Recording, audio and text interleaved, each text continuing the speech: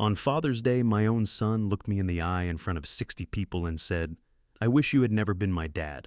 I stood up, looked at the boy I had sacrificed everything for, and replied, "Then live as if you never had a father." I walked out, got into the brand new Mercedes in his driveway, and drove off. 10 minutes later, my phone buzzed. It was a text from him. "Bring my car back right now, or I'm calling the cops." I just smiled and switched off the phone because the truth he was about to discover was that the car had never been his. My name is Bud, and I am 70 years old. For 35 years, I held on to the belief that giving your child a better life than the one you had was the truest measure of a good father. I spent 4 decades pulling on work boots, dragging myself out of bed at 5 in the morning and choking on drywall dust, all so my son Derek would never know what it felt like to have roughened hands or a wallet scraping empty. Starting with nothing but a single-use pickup truck, I built a construction and development company into a private holding empire. Yet, I never let the money show. An older truck in the driveway, the same modest house I'd always lived in, canvas work shirts on my back. To everyone looking in from the outside, and to my own son, I was nothing more than a retired blue-collar grinder getting by on a meager pension. Welcome back to Grandpa's Revenge. Before we get into today's story, I'd love to hear from you in the comments. Is this your first time joining me here, or have you been along for a while now? Either way, I'm glad you're here. Please note that this story contains fictional elements added for storytelling purposes, and any resemblance to real persons or events is entirely coincidental. It's the message underneath that I hope stays with you. I kept my wealth quiet because I wanted Derek to build real character. I wanted him to become a man of genuine substance. I was about to find out just how hollow he truly was. It was a beautiful Sunday afternoon when I pulled up to Derek and Amber's upscale suburban colonial house for their annual Father's Day barbecue. The place was sprawling manicured lawns, a heated pool, an outdoor kitchen that looked lifted straight from a magazine spread. I came up the driveway with a simple gift for my son, dressed in my usual clean but faded khakis and a comfortable polo shirt. I hadn't even reached the front door when the disrespect started.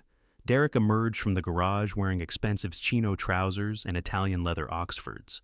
No hug, no happy Father's Day, just his eyes sliding immediately toward where I'd left my truck parked along the street. "Dad," he sighed, pinching the bridge of his nose as though my very presence gave him a migraine.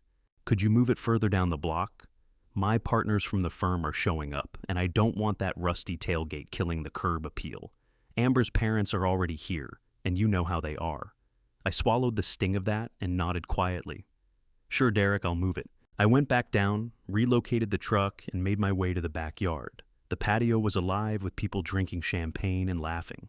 Amber, my 33-year-old daughter-in-law, had positioned herself near the pool, holding court in a silk-wrapped dress and holding a crystal coupe, her country club friends orbiting around her. I found a quiet spot at the edge of the patio and stood there sipping water, just watching. Then I caught Amber's voice carrying deliberately over the crowd. "Oh, Derek just surprised me with it last week," she announced, gesturing toward the driveway, where a sleek black Mercedes SUV sat gleaming. "He knows I simply cannot tolerate driving anything less than the best. It is just so exhausting keeping up with his success, you know." Her friends cooed and complimented her, entirely unaware of the truth. I took a slow sip of my water. Derek had not bought that car. 3 weeks earlier, he had phoned me practically in tears, insisting he needed a safe vehicle for Amber, and that his bonuses were delayed. He begged me to help him arrange a loan. I didn't merely help him secure financing. I purchased the car outright through my private holding company and let him use it, covering the insurance myself. Hearing Amber paraded around as proof of their own prosperity was a bitter thing to stand there and absorb. For the next 2 hours, I was treated like a ghost, drifting through my own son's house. When I tried to join a conversation about the local real estate market with Amber's wealthy parents, Derek smoothly cut me off, dropping a hand on my shoulder and steering me toward the grill. "Dad, why don't you keep an eye on the burgers? You are good with your hands. Let us handle the business talk." And so I stood at the grill flipping burgers for strangers who never once looked my way. Every time I glanced over, Derek was laughing, clapping his friends on the back, performing the role of the self-made millionaire. He was ashamed of me. Ashamed of the sweat and grit that had paid for his private schooling, his college tuition, and every brick in the foundation of the life he was now showing off. The pressure in my chest mounted, but I kept my mouth closed. It was his party. His day I wasn't going to be the one to cause a scene. But there is a limit to how far a man can be pushed before he stops giving ground. As the sun dropped toward the horizon and cast a golden wash over the swimming pool, Amber tapped a spoon against her champagne glass and called the crowd to attention. She smiled brightly and announced it was time for toasts. The guests gathered on the patio, glasses raised. Amber's father led off with a long, self-satisfied speech about how proud he was to call Derek his son-in-law, praising the ambition and the supposedly entirely self-made wealth on display. Then it was Derek's turn. He planted himself in the middle of the crowd, a glass of expensive scotch in his hand. His face flushed from the drink and from his audience's admiration. His gaze swept the yard, skipping over me, standing quietly at the back, and then he began.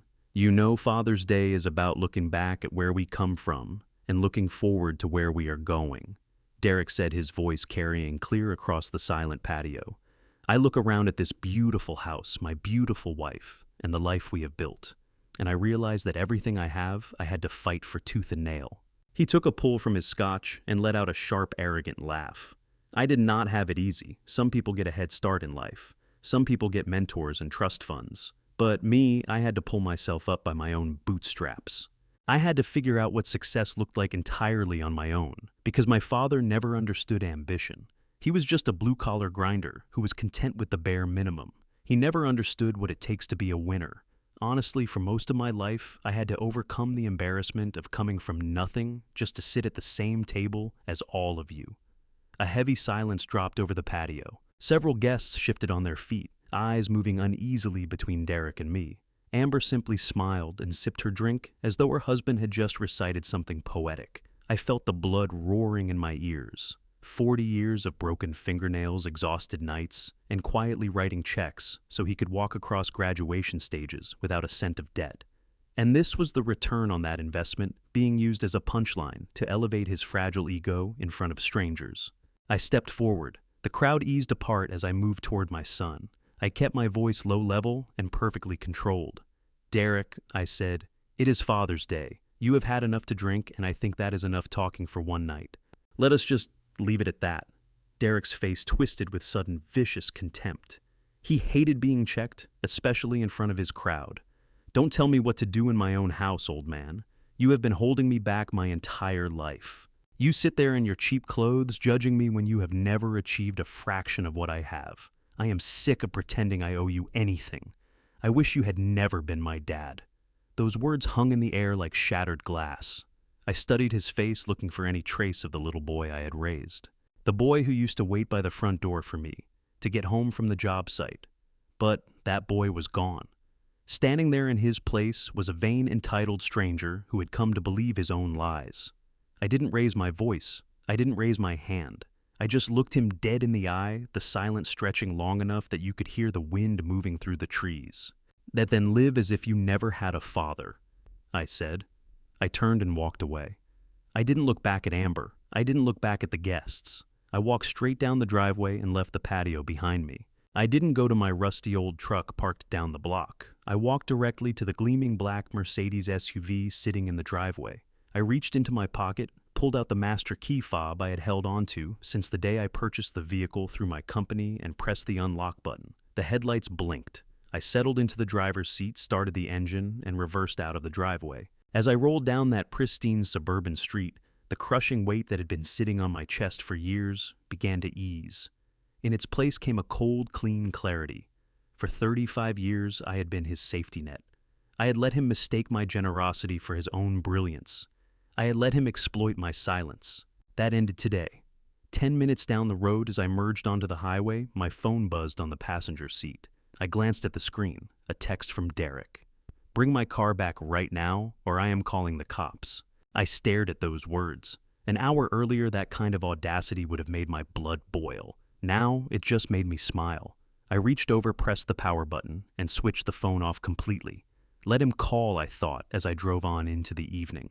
Let him call the police and file a stolen car report, because come tomorrow morning, Derek and his arrogant wife were going to receive a very harsh education in who actually owned the life they had been living.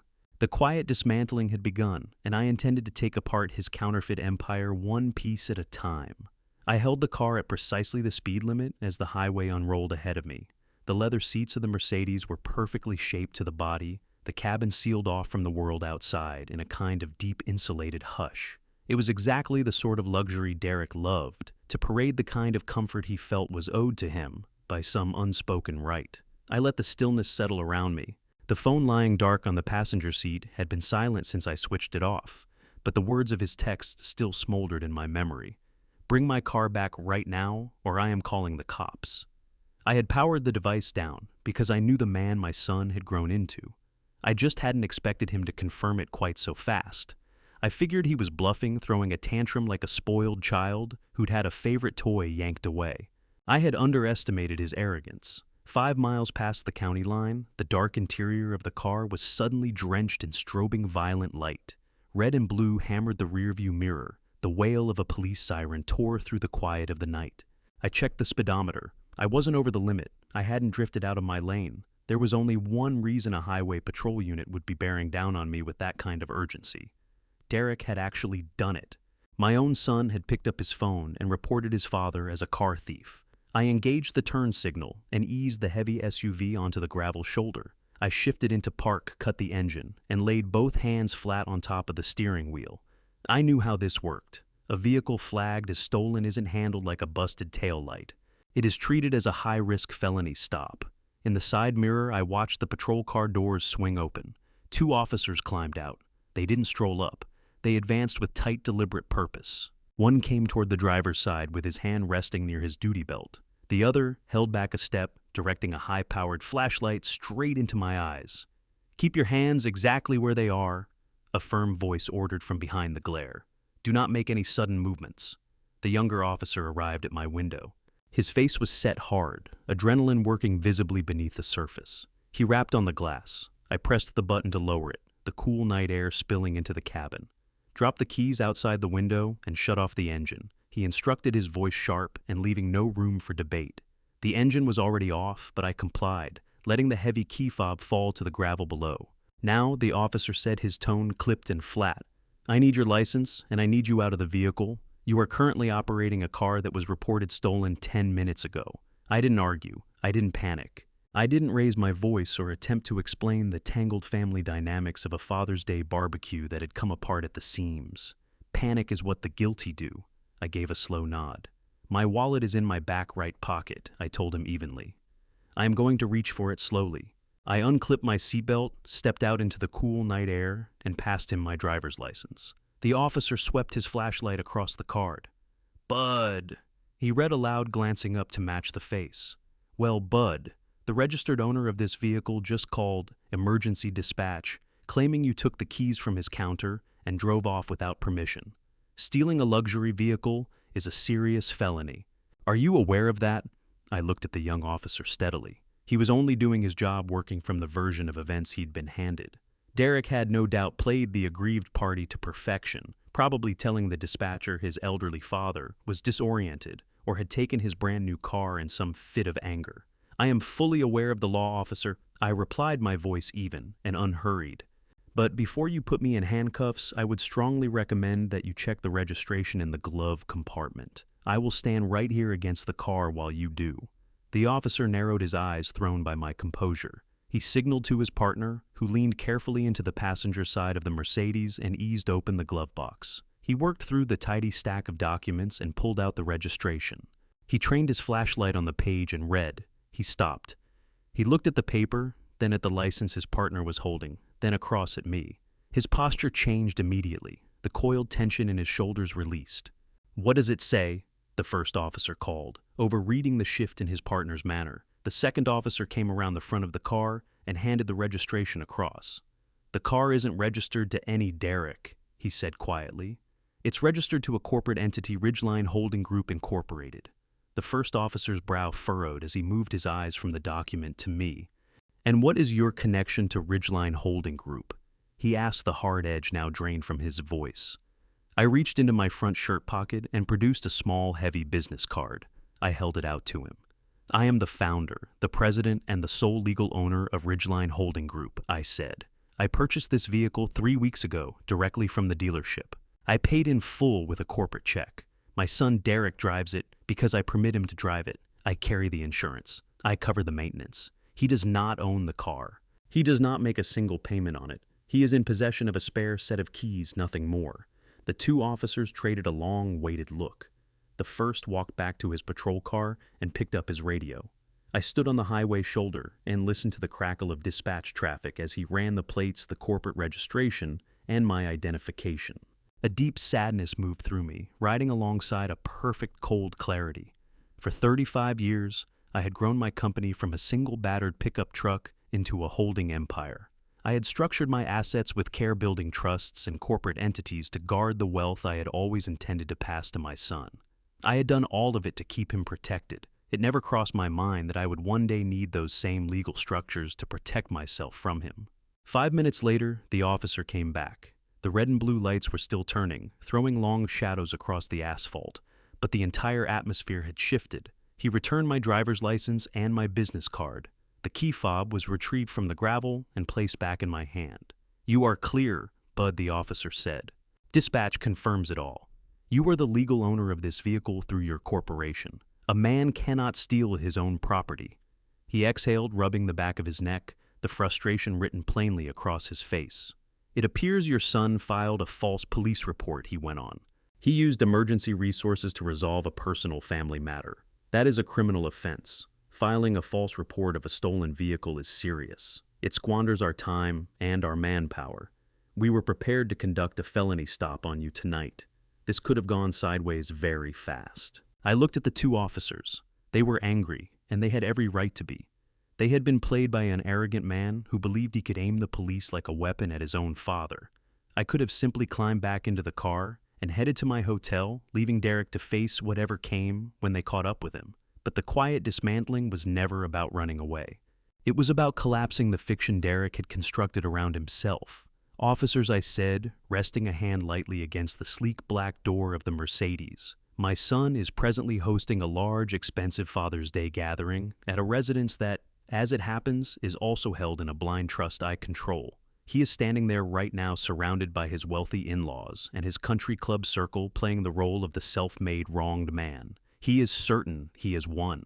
He believes you have me sitting in the back of a squad car at this very moment." I paused and looked down the dark stretch of highway toward the suburb behind us.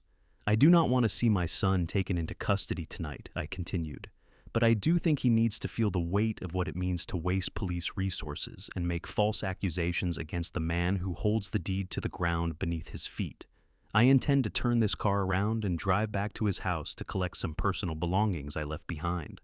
I think it would serve everyone well if you follow me back there and address this misunderstanding directly with the person who filed the false report." The two officers looked at one another. A slow, knowing recognition passed between them. They didn't appreciate being manipulated, and they had no objection to delivering a sharp dose of reality to someone who had abused the system. The older officer gave a small nod, a faint smirk pulling at the corner of his mouth. "We will be right behind you, sir. Let us go have a word with your son." I headed back down the highway, with the two patrol cars riding close behind me, their lights painting the tree line in frantic waves of red and blue. It was an odd procession, a silent convoy returning to the very place where my son believed he had finished me.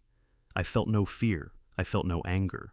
The heavy, aching weight of a father's disappointment had completely lifted, replaced by something cold and precise. I was going back to hand him the consequences he had ordered up for himself. The neighborhood was still as we turned onto Derek's immaculate street. The manicured lawns and rows of oak trees were suddenly lit up by the unforgiving strobe of police lights. I swung the black SUV into the driveway, shifted into park, and cut the engine. The two patrol cars pulled in directly behind me, sealing off the driveway and the street. Neither turned their lights off. The revolving glare cut through the darkness and reached all the way to the backyard patio, where the Father's Day party was still going. The acoustic guitar music playing from the outdoor speakers went abruptly silent. Laughter dissolved into confused murmurs. I stepped out of the car, the two uniformed officers flanking me, and walked at an unhurried pace up the stamped concrete driveway. The well-heeled guests drifted away from their tables and collected at the edge of the patio, clutching their wine glasses, staring in stunned silence. Amber was standing near the outdoor kitchen, her face rigid with alarm. Beside her stood her parents, looking completely at a loss. Derek shouldered his way to the front. He smoothed the front of his expensive chino trousers and drew himself up, working to project the image of a responsible citizen who had just caught a wrongdoer in the act. He looked toward the officers and let out a theatrical sigh of relief. "Officer, thank you for finding him and bringing the car back," he announced, pitching his voice so his country club friends could catch every word. "I apologize for the inconvenience. My father had too much to drink and grew belligerent. He took my keys off the counter and drove away without my permission." Amber moved up beside him, arms folded, looking at me with undisguised contempt. She was inhabiting the role of the long-suffering daughter-in-law without missing a beat. "We were genuinely afraid he might cause an accident on the road," she added. I stood perfectly still and let them construct their story. The older officer stepped forward. His face could have been cut from granite. He did not regard Derek with sympathy. He looked at him the way a man looks at someone he has already seen through. "Are you the individual who contacted emergency dispatch to report a stolen vehicle?" the officer asked. Derek nodded with assurance. "Yes, that is correct. I am the owner, and I reported it stolen." The officer drew a notepad from his vest pocket. "Sir," he said, his voice carrying without effort across the stilled patio, "we have verified the registration, the vehicle identification number, and the corporate insurance documents. This vehicle is legally owned and insured by Ridgeline Holding Group. The man standing beside me is the sole proprietor of that company. You do not own this car. You do not carry the insurance on this car. You had a spare set of keys. Nothing more."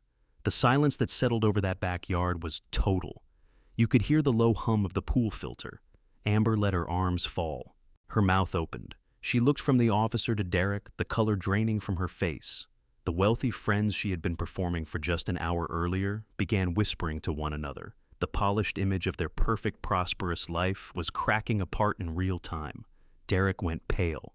His confident bearing collapsed. He opened his mouth, but the younger officer stepped forward and shut him down. "Filing a false police report is a serious criminal offense," the younger officer stated, his tone cutting and absolute. "Using emergency dispatch to resolve a family quarrel is a gross misuse of public resources. We were prepared to carry out a felony traffic stop on your father. We could place you in handcuffs right now, put you in the back of our cruiser, and book you into the county jail for making a false declaration to law enforcement." Derek shrank back. The self-made millionaire facade dissolved on the spot, leaving nothing behind but a frightened small man. He stumbled over his words, scrambling to walk it back in front of his audience. "Officer, this is a massive misunderstanding." He pleaded, his voice climbing high and thin. "I handle the upkeep on the vehicle. We had a verbal agreement. I believed it was legally in my name." The older officer shook his head. "You lied to a 911 dispatcher," he said clearly and without softening it. "We are only extending you a warning tonight because your father specifically asked that we not arrest you in front of your guests on Father's Day. But if we are ever called back to this address because you chose to waste our time again with another false report, you will be leaving in handcuffs. Do you understand me?" Derek swallowed hard and gave a small, meek nod.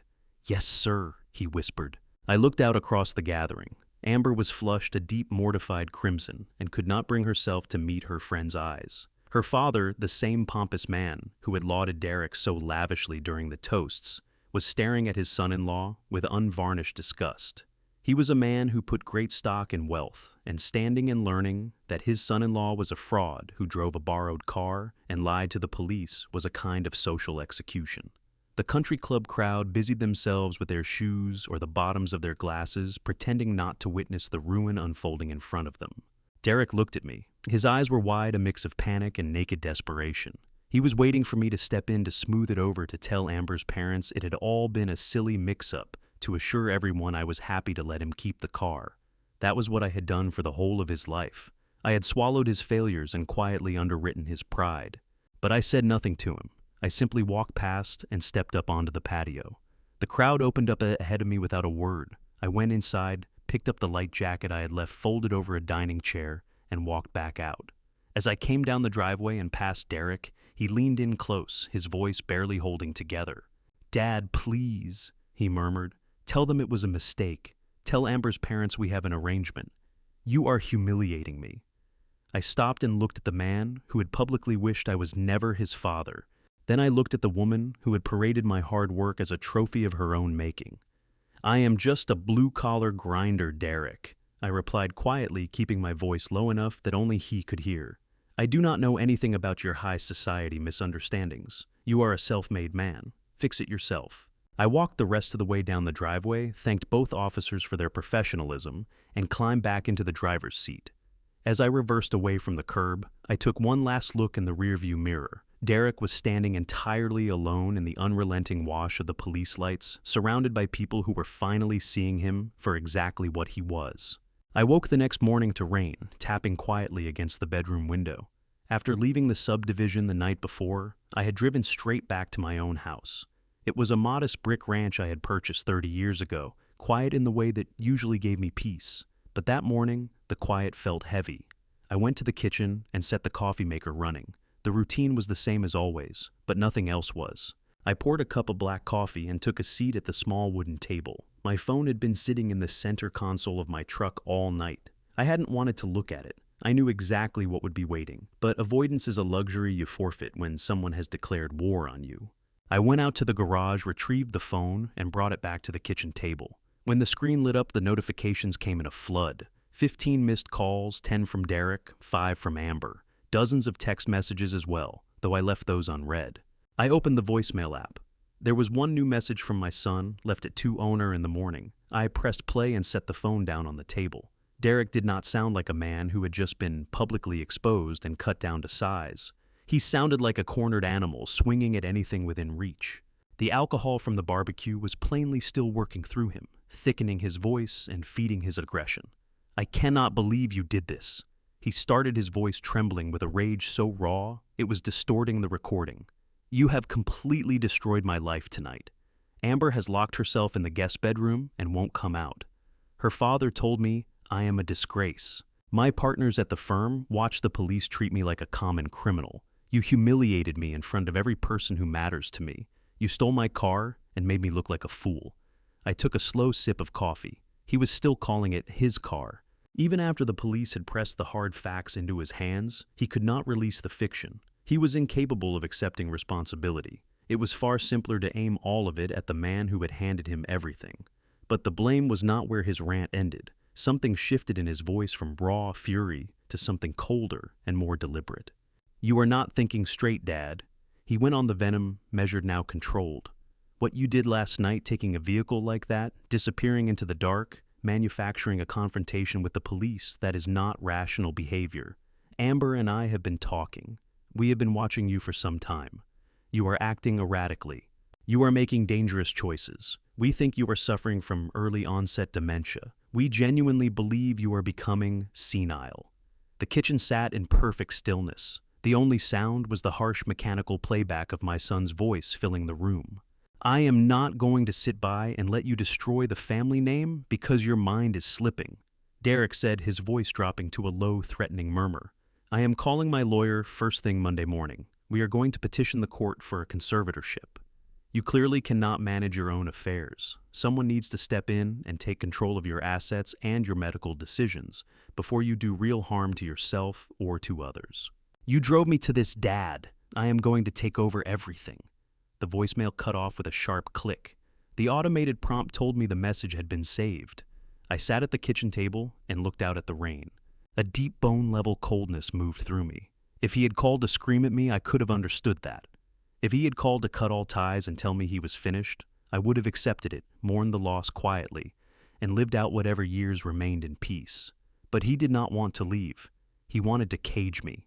A conservatorship is not a minor legal matter. It is the complete removal of a person's fundamental rights. If Derek succeeded, he would control where I slept, what I ate, which doctors I saw, and how every dollar I had ever earned was spent. He could force me into a facility, close the door behind me, and never look back. He would take the corporate empire I had built with my own hands and siphon it dry to fund his country club lifestyle and Amber's wardrobe. My own money would pay the lawyers who locked me away. I understood in that moment that I was no longer dealing with an ungrateful son. I was dealing with a predator. Derek and Amber had gotten a taste of what my wealth could provide, and they had decided they no longer wanted to wait for me to leave it to them naturally. They wanted their inheritance right now, and they were prepared to dismantle my mind and my freedom to get it.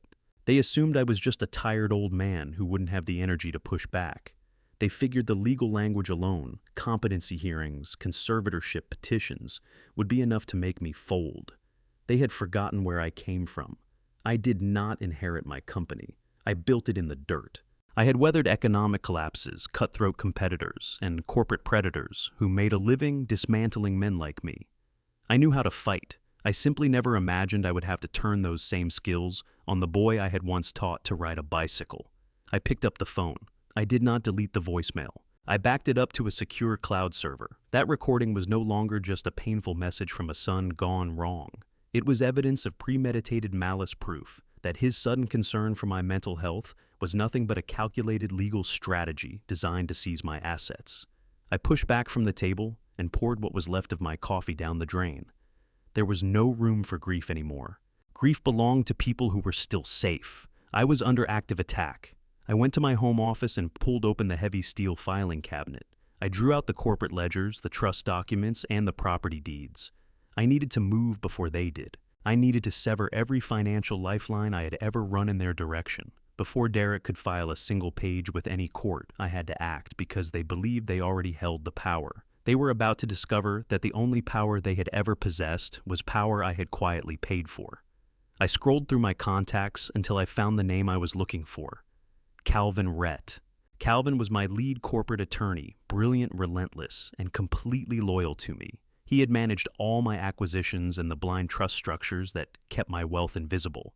He barely knew Derek at all, because I had always kept my business life and my family life in separate compartments. That separation was ending now. I pressed call and listened to it ring. It was time to pull the foundation out from beneath my son's feet. The phone rang exactly twice before Calvin picked up. It was a Sunday morning, but Calvin Rhett never truly stopped working. He was a man who lived inside tailored suits and breathed corporate litigation. His voice came through sharp and alert. I told him I needed to be at his office immediately. He didn't ask me to explain. He said he'd have the coffee on and the door open. I collected my briefcase, the one that held the physical ledgers of Ridgeline Holding Group, and walked out to my truck. The drive into the city was quiet, the streets left slick and gray in the rain's aftermath. I thought about the man I was going to meet. Calvin had been my lead counsel for over 15 years, managing the acquisitions, the mergers, and the intricate trust arrangements that kept my wealth shielded from public view and from my family. In a courtroom, he was a shark, the kind of attorney who dismantled opposing companies with the clean efficiency of a surgeon. I had always kept him well clear of Derek. I wanted my son to have a regular father, not a legal apparatus standing behind him. But Derek had made his move. He wanted a fight over assets. He was going to get one. I arrived at the tall glass and steel tower in the financial district. The lobby was empty, the security guard sending me through with a familiar nod. I rode the elevator to the 42nd floor. When the doors opened, Calvin was already waiting in the glass-walled conference room that looked out over the city below. He handed me a cup of black coffee as I stepped in and read the cold set of my face without needing to be told anything. He knew immediately this was not a routine review. I sat down at the long mahogany table and placed my phone at the center of it. No small talk. I pressed play on Derek's voicemail. My son's recorded voice moved through that immaculate corporate space. The conservatorship threats, the accusations of senile dementia, the flat declaration that he intended to take over everything. Calvin listened without making a sound. He didn't shift in his chair. He didn't react. He kept his eyes fixed on the phone and absorbed every word. When the recording ended, the silence in the room had weight. I looked at Calvin. He looked back at me. I told him my son had decided I was a vulnerable old man, ripe for the taking. I told him Derek intended to file legal papers, to have me committed to a facility, so he could drain my accounts to cover country club dues and his wife's taste for expensive things. I told Calvin that for 35 years I had played the part of the quiet, generous, blue-collar father. That performance was over. The curtain had come down for good. I was no longer Derek's father in any practical sense. I was the president of Ridgeline Holding Group, and my company was under attack. Calvin leaned forward and laced his fingers together on the table. His eyes were sharp, already mapping the legal terrain ahead. He asked me what outcome I was after. He asked whether I wanted a defensive position, a strategy to block the conservatorship petition before it could gain ground. His first instinct was to line up independent medical evaluations. Get my mental fitness certified on paper before Derek could even begin his legal push. I waved it off. Men who play defense are men who already expect to lose. What I told Calvin was this: I wanted to go on full attack. Every financial pillar my son had ever leaned on, I wanted each one knocked out from under him. Every dollar I had, quietly funneled into his world. Every thread of support I had woven around him without his knowledge, I wanted it all cut loose. And I wanted it done while he was still congratulating himself. Calvin gave a single slow nod, something sharp and satisfied, flickering at the edge of his mouth. He crossed the room to his computer and pulled up the master files, Ridgeline Holding Group, the blind trusts, everything I had spent decades assembling. The wall screen bloomed with columns of figures, account numbers, property records. We got to work without ceremony. Cold, precise. A surgeon's inventory of my own giving. The residential trust came first. Calvin navigated to the deed on the large colonial where Derek and Amber had been sleeping under my roof for 5 years. A house I'd quietly acquired through a shell corporation while letting them believe I had merely helped them land a favorable mortgage deal. The truth was simpler and starker. I held title. They were tenants who had never written a rent check in their lives. The property taxes, the ongoing upkeep. The sprawling outdoor kitchen Amber had just had gutted and rebuilt, every cent of it had moved through anonymous corporate accounts with my name nowhere on the surface. Calvin looked at me and waited. Give them 30 days to get out, I told him. If they want to stay on, they can execute a commercial lease at the going rate $8,000 a month. Then we moved to the credit lines. Years back, I had arranged a high-limit corporate card that Derek and Amber ran through on groceries, dinners, weekends away, whatever they pleased. Derek had convinced himself it was a firm benefit, a reward for his standing at the company. Neither of them had the faintest suspicion that I was the one absorbing every dollar of the balance quietly at the end of each quarter, through a private trust they didn't know existed. Calvin opened the current statement. I looked at the numbers. My stomach went tight. $5,000 at designer boutiques. $2,000 at luxury resort spas. Restaurant tabs, resort weekends, indulgence stacked on indulgence. Laid out like that, charge after charge, it stopped looking like comfortable living and started looking like something else entirely. Greed. Pure, unchecked greed. They had treated my invisible safety net like a bottomless well, never a moment's concern, because there was never a consequence. Calvin had spent his career elbow deep in embezzlement cases, hostile acquisitions, the worst of what money does to people. But even he went quiet. Looking at this, a man spending without limit on the generosity of a father he had stood up in front of others and rejected. He asked what I wanted done with the cards. Don't touch the balance, I told him. Freeze the accounts where they stand. Let them discover on their own what it feels like to be on the hook for what they've spent. We stayed in that conference room 4 hours in total, tracing the money wherever it had gone. Insurance policies, country club memberships, vehicle registrations, the whole infrastructure of a life I had built for someone who despised me. Seeing it mapped out that way was almost physical. I had underwritten an entire fiction, funded my son's contempt, subsidized the very attitude he used to look down on me. I had constructed that monster myself, brick by brick, out of love I should have withheld. We were nearly through the severance list when Calvin stopped and frowned at something in a secondary property folder. He leaned in, clicking through documents I had never signed off on a recent application, originating from a local bank, sitting in a file where it had no business being. He pulled back and looked at me differently than he had all afternoon. The lawyer expression was gone. What replaced it was closer to what a detective looks like when the evidence clicks into place. What he told me next wasn't about Derek being ungrateful. It was about Derek having crossed into territory that carried federal charges. The audit hadn't just turned over rocks. It had found something that could end with my son in prison.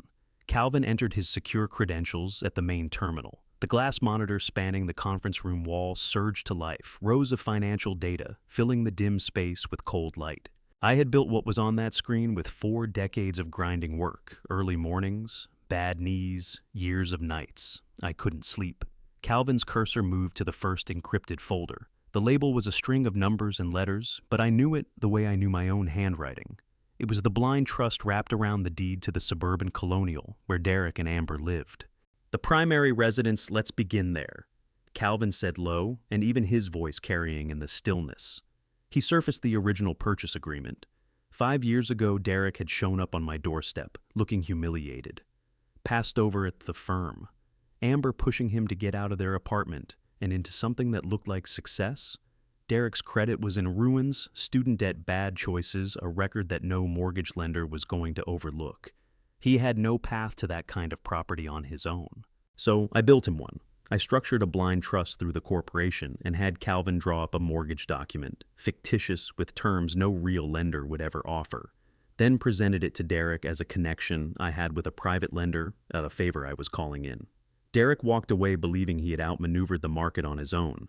He thought he was sending modest payments to some nameless institution. What was actually happening, my holding company had purchased the property outright, $2.5 million cash. The monthly check Derek wrote went into a holding account I was quietly rolling into an investment fund for his children someday.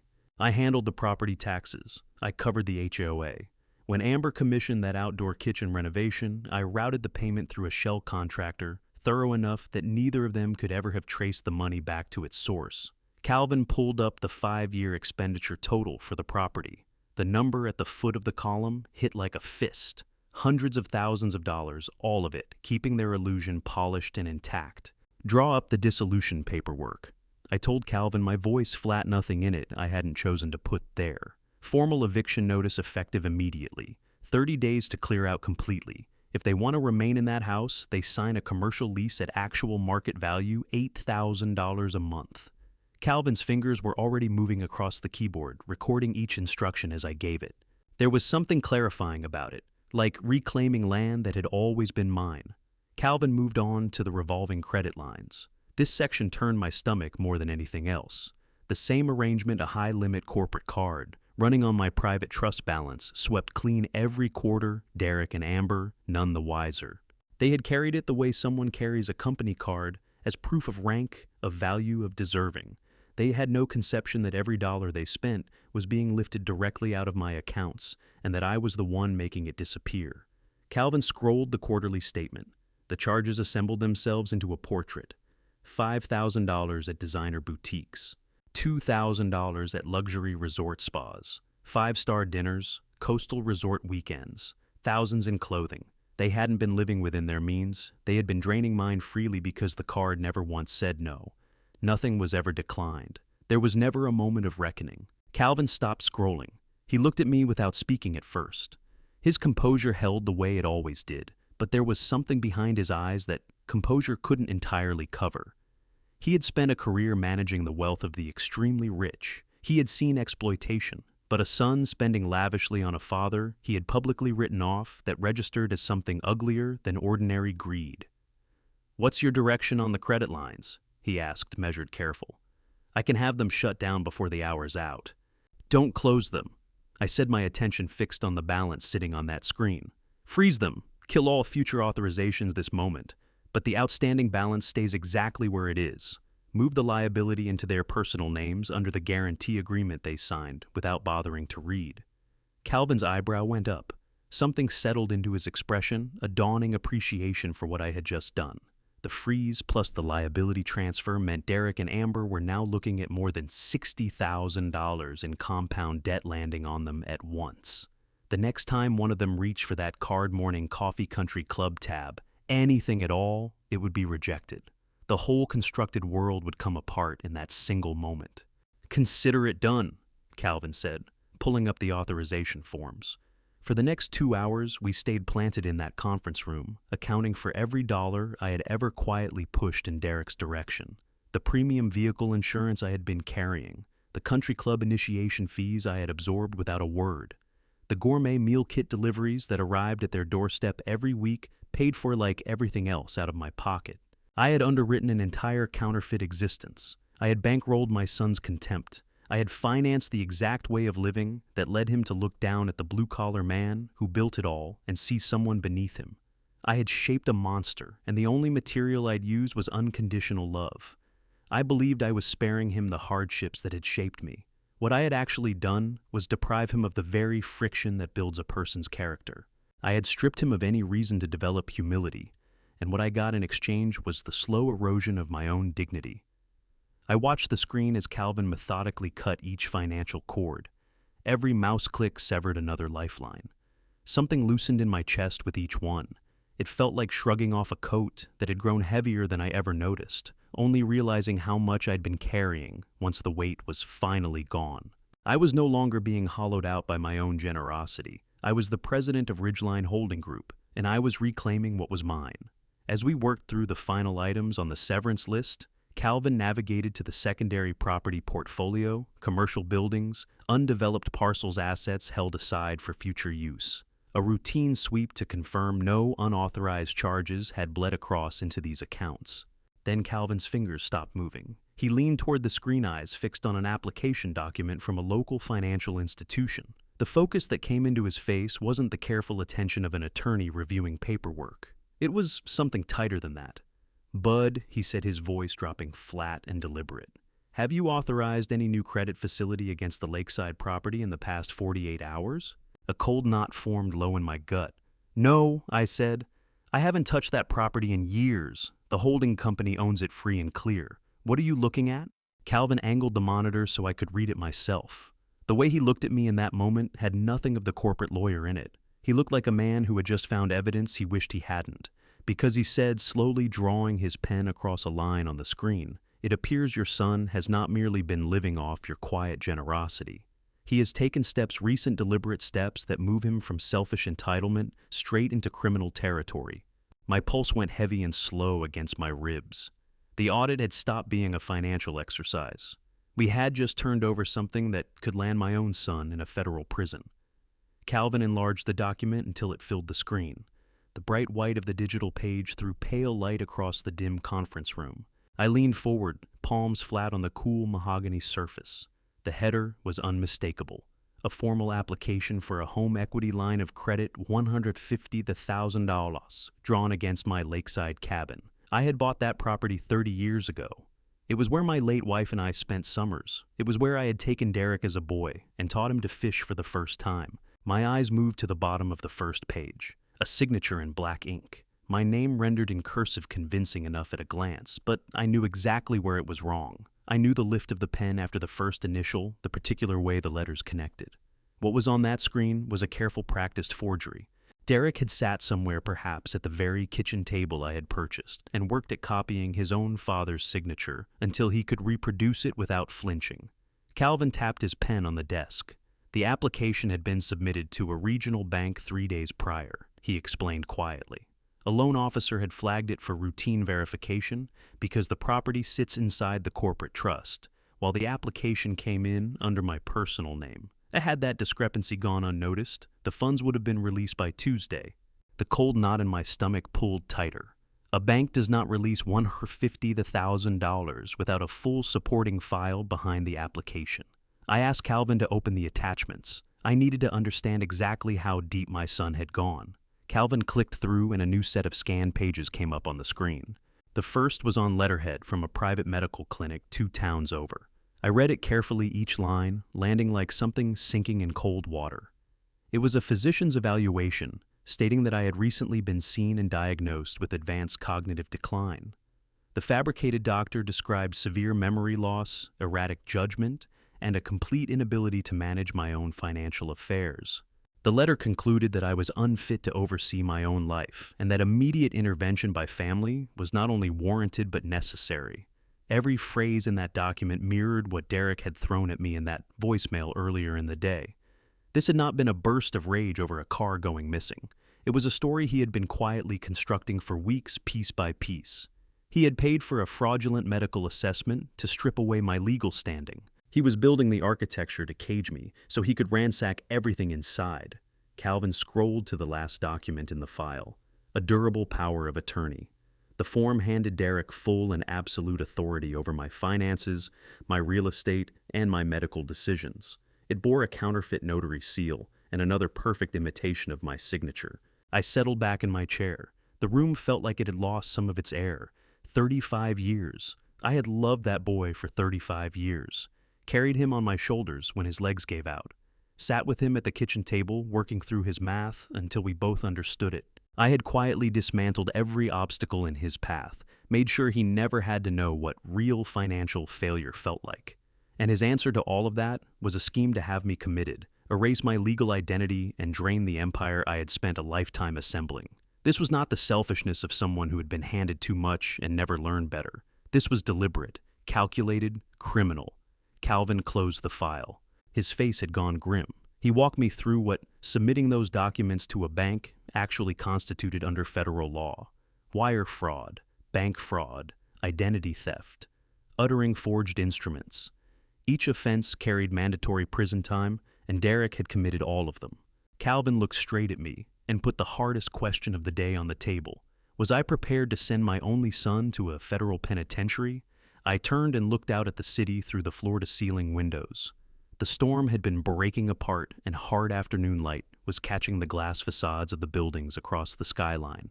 I thought about the man at that barbecue glass of expensive scotch in hand, telling a room full of strangers that he wished I had never been his father.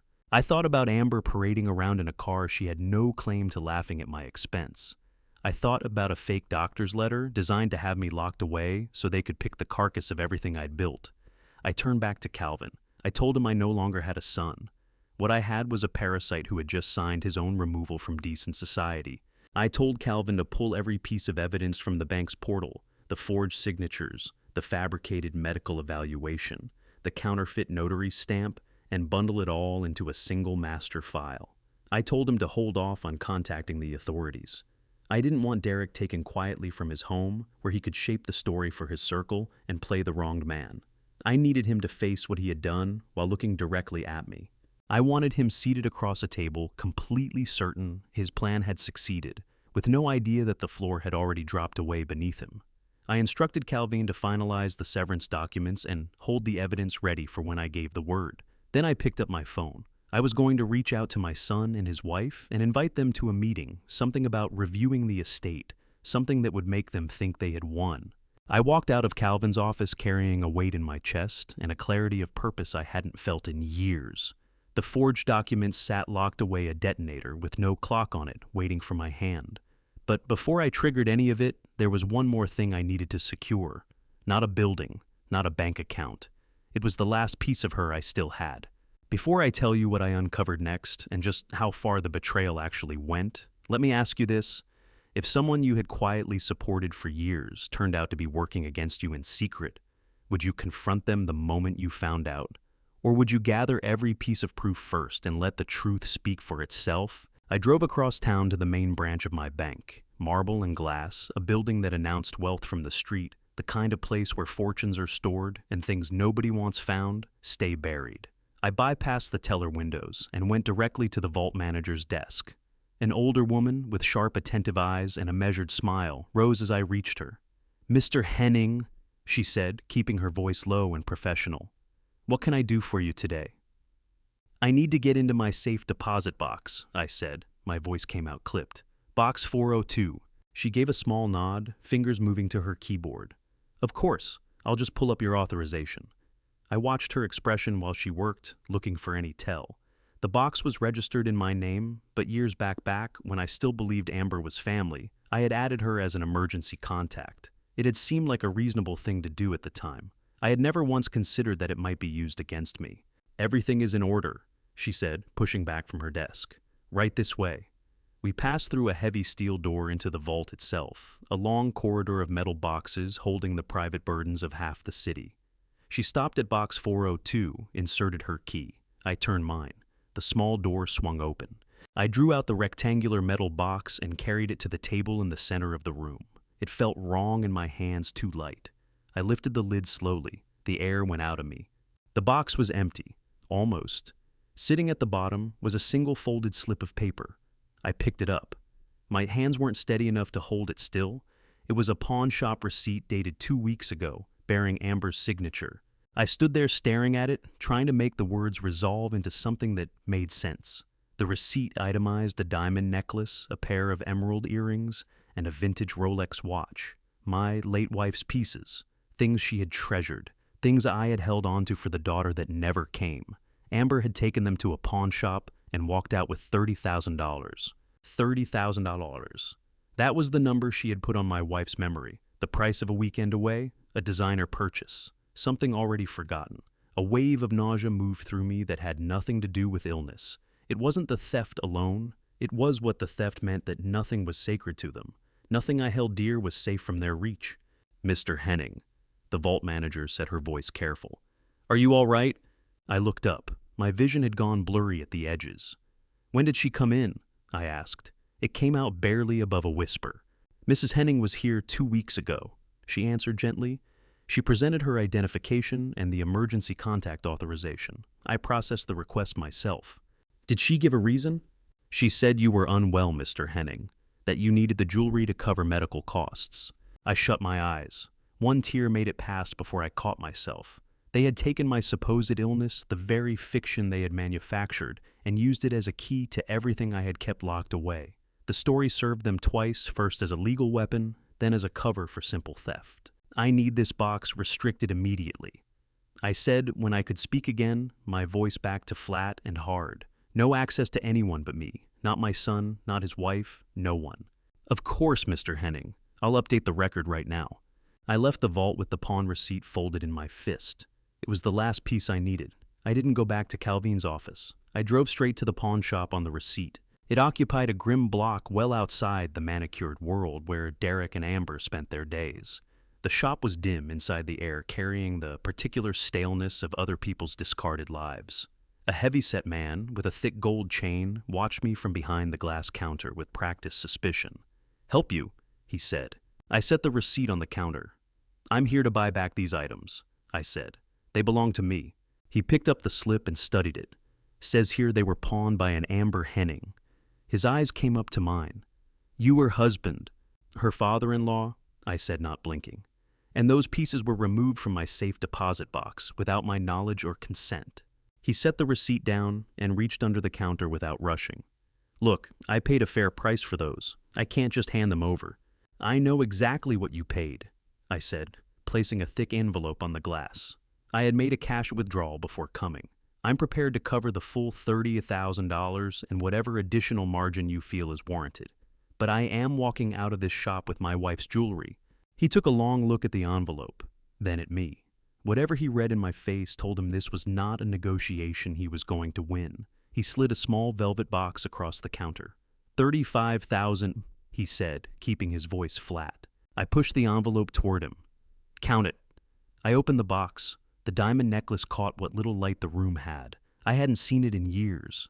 The emerald earrings were beside it, and the watch beneath them, all of it exactly as it should be. I closed the box and walked out. I sat in the truck for a long while with the engine running, rain beginning to collect on the windshield. The silence pressed in. I had been used by my own son, robbed by the woman he married, handled like a confused old man who existed only to fund their life. But I was Bud Henning, and every move they had made was going to be answered. I set the velvet box on the passenger seat and pulled back into traffic. The drive to the financial district passed in a blur of wet pavement and low gray sky. Something had shifted in me since the pawn shop. The grief had burned off, leaving behind something harder and colder. Clarity. I knew exactly what the next step required. If I took the evidence to the police that day, Derek would find angles. He'd hire someone sharp, claim the loan application was a miscommunication, insist Amber had received verbal permission for the jewelry.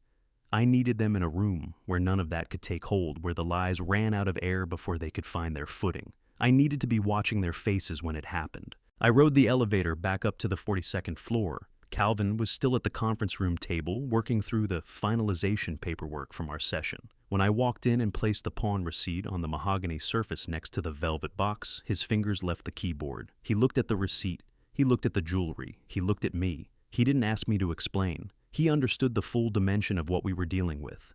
Do we bring in the authorities now? Calvin asked, his voice quiet. I shook my head. Not yet.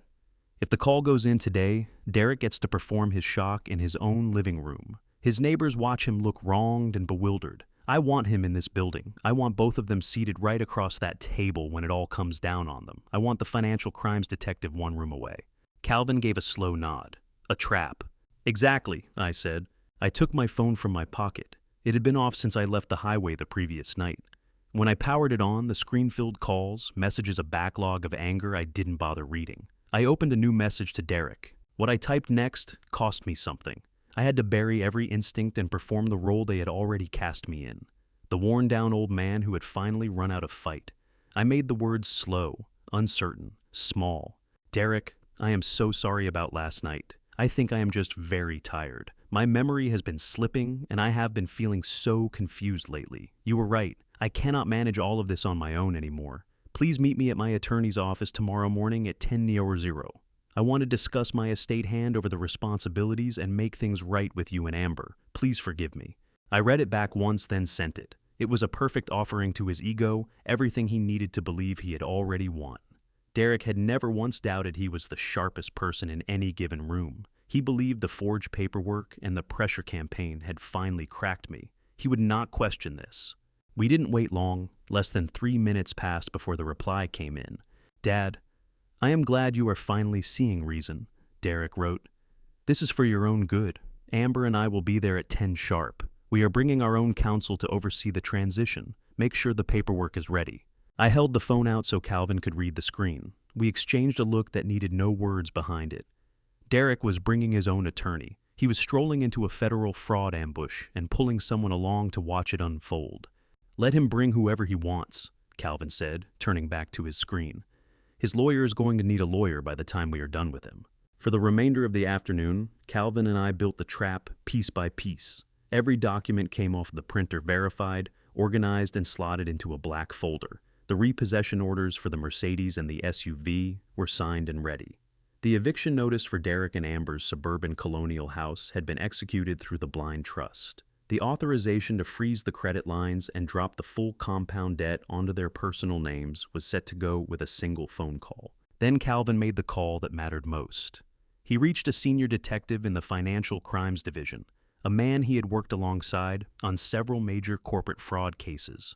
Calvin walked him through the forged home equity application, the counterfeit notary seal, the fabricated medical documents, the pawn jewelry, and the false police report filed the night before. The detective didn't hesitate. He agreed to be in the adjoining room by 9:45 the next morning, waiting in silence until the moment came. I spent that night in a quiet hotel near the financial district. Going back to my empty house held no appeal. I ordered something simple from room service and sat watching the city lights shift in the dark beyond the window.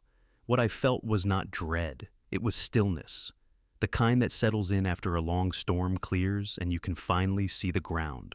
I thought about the boy I had raised, teaching him to throw a baseball in the backyard, the pride that hit me like a wave when he crossed that graduation stage, a milestone I had paid for with years of grinding physical labor. Somewhere between that boy and the man across the conference table, something had died. The man taking his place was something else entirely, a creature shaped by greed and a lifetime of getting without earning. I grieved the son I remembered. I felt nothing for the man I was about to face. Tomorrow morning, Derek and Amber would walk through those conference room doors expecting to receive everything. They were expecting me to hand over my name, my assets, my freedom.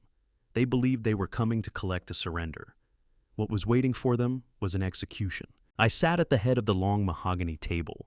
The city spread out in every direction through the floor-to-ceiling glass behind me. The clock read exactly decidro.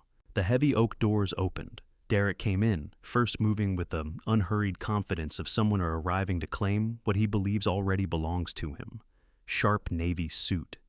Chin angled upward. The look of a man who considers the outcome settled. Amber came in behind him, a designer handbag in the crook of her arm, oversized sunglasses sliding slowly down her nose as she took in the room. Her expression said she found this all mildly beneath her. She announced loudly that the downtown traffic had been insufferable, and that she had given up her morning spa appointment for this. There was no apology in her voice, only grievance. A third figure followed them through the door. Gray suit slightly too snug, battered leather briefcase, the coiled, watchful energy of a man who spent his career working the margins of what the law allowed. This was the attorney Derek had brought to watch me sign my life away. Derek did not greet me the way a son greets a father. No inquiry about my health, my night, my state of mind. He pulled out Amber's chair, settled into the seat directly across from me, laced his fingers together on the table, and exhaled slowly, the practiced sigh of a man exercising patience with someone beneath his notice. "Dad, I am glad you decided to stop making this so difficult," Derek said. The sympathy in his voice was a performance. His eyes were flat and certain. "We are all very busy, and I appreciate that you are finally taking responsibility for your declining mental state." I said nothing. I looked at him. Calvin stood near the window, with a plain black folder at his side. The man in the tight gray suit snapped open the brass latches on his briefcase with a sharp crack. "I am Mr. Wexler," he announced, squaring his shoulders. "I represent your son and daughter-in-law. We have prepared the appropriate legal instruments to facilitate a clean transfer of your assets and medical proxies into Derek's control." He drew out a thick stack of documents and pushed them across the polished wood toward me. He barely glanced at Calvin, the look of a man who has already decided the other attorney in the room is there to rubber stamp the result. "What you have in front of you is a comprehensive durable power of attorney paired with a voluntary conservatorship agreement." Wexler continued, his tone smooth and practiced. "Signing today gives Derek full legal authority over your personal finances, your corporate holdings, and your medical decisions. It avoids a public court proceeding and puts everything on a clean, orderly footing, given your current cognitive difficulties." I looked at the pages in front of me. The audacity was breathtaking. They hadn't come to discuss anything. They had come to collect. Amber shifted in her chair, studying her nails with the air of someone waiting for a package to be delivered. "Honestly, Bud," she sighed, "you should be thanking us. Not every family would step up like this. Managing someone in your condition takes real effort on our part. We are making significant sacrifices to ensure you're placed somewhere appropriate. Somewhere nice, of course. But it is still a considerable undertaking for us." Derek gave a solemn nod and rested his hand over Amber's. "It is a sacrifice we are willing to make," he said, holding my gaze. "But to do this properly, I will need full control of the holding company and the blind trusts. The property we currently live in will need to be transferred directly into our names so we can use the equity to fund your care." I sat and listened to them build the story. They were entirely at ease with it, fluid practiced, comfortable in their cruelty. They were absolutely certain I was a broken old man who had come to terms with losing. They had no idea a financial crimes detective was seated less than 20 feet away on the other side of the wall, hearing every word. Calvin moved from the window and took his place beside my chair. He didn't introduce himself to Wexler, didn't offer a hand. He looked at the stack of papers on the table with a flat, unhurried expression. "My client has reviewed your proposal," Calvin said, his voice level. "Before any signatures are provided, however, there are several housekeeping matters relating to the current condition of the estate that we need to address first." Wexler flicked a hand. "We have no interest in dragging this out over secondary details. My clients are ready to assume control immediately. If your client declines to sign, we will file the medical evaluations we have in hand with a judge this afternoon and seek a declaration of legal incompetence." He said it like a man laying down a winning card. I looked at Derek. He had settled back in his chair, a faint smile at the corner of his mouth. He believed the forged documents were an unbeatable position. He thought this was already over. "You obtained a medical evaluation stating, 'I'm incompetent.'" I asked, keeping my voice soft, a little uncertain, giving them exactly the performance they expected. "Yes, Dad, we did," Derek said, leaning forward, forearms on the table. "We had your recent behavior professionally assess the erratic decisions taking the car, the obvious memory lapses. The doctor concluded you are a danger to yourself. We have the signed evaluation right here." He tapped a secondary folder Wexler had set to one side. He was openly confirming possession of a forged document, in front of witnesses, digging the hole himself one shovelful at a time. "It is really for the best," Amber added, her voice taking on a practiced warmth. "You can finally rest. No more bills to worry about, no properties to maintain. Derek will run the company. We will make sure your legacy is handled properly." Her eyes said something different.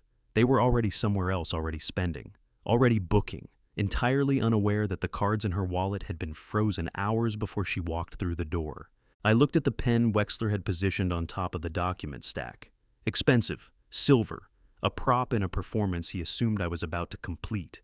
I didn't touch it. I set both hands flat on the cool mahogany surface and let the silence open up. I let their smiles stay exactly where they were for a few more seconds. I wanted to hold that image, the self-satisfied faces of two people who genuinely believed they had stolen a lifetime of work from an old man and gotten away with it. "You are right about one thing, Derek," I said. My voice had changed. The hesitation was gone. What was left was cold and precise. "I am finally going to rest. I am not going to worry about paying your bills or keeping up your properties anymore." Derek's smile flickered. He felt something shift in the room, but his confidence was thick enough to keep the threat from registering clearly. Good, he said, measured. Then pick up the pen and sign the papers, Dad. Let's get this done. I reached down to my briefcase. What I brought out was not a pen. It was 3 black folders, squared and organized, which I set directly in the center of the table, right on top of their fraudulent conservatorship paperwork. I am not signing a thing, Derek, I said. But you are going to want to look at what I have placed in front of you. The asset transition begins now. I slid the first black folder across the mahogany surface. It came to rest in front of Amber. She regarded it with suspicion before opening it. Inside was a single sheet of paper carrying the official letterhead of Ridgeline Holding Group, alongside the seal of a corporate repossession agency. What is this? Amber asked, her brow dropping. And that, I said, settling back in my chair, is a repossession order currently being carried out as we speak. I canceled the insurance and registration on the Mercedes and the SUV this morning. I also canceled the registration on the Range Rover you take to your country club lunches. There are tow trucks at your house right now, pulling both vehicles out of the driveway. Amber's jaw came apart. Her sunglasses slipped. You are towing our cars. Her voice climbed. Bud, you cannot do that. How are we supposed to get anywhere? They are not your cars, Amber. I said, my voice level and without heat. They belong to my corporation. I permitted you to use them. But since Derek has made it clear he considers me a blue-collar grinder who held him back his entire life, I thought it was time to withdraw that permission. You are fully self-made now. Go buy your own vehicles. Derek stared at me, the color beginning to leave his face. He looked from me to Calvin, trying to read whether this was theater. Dad, you are joking, he said, the certainty cracking.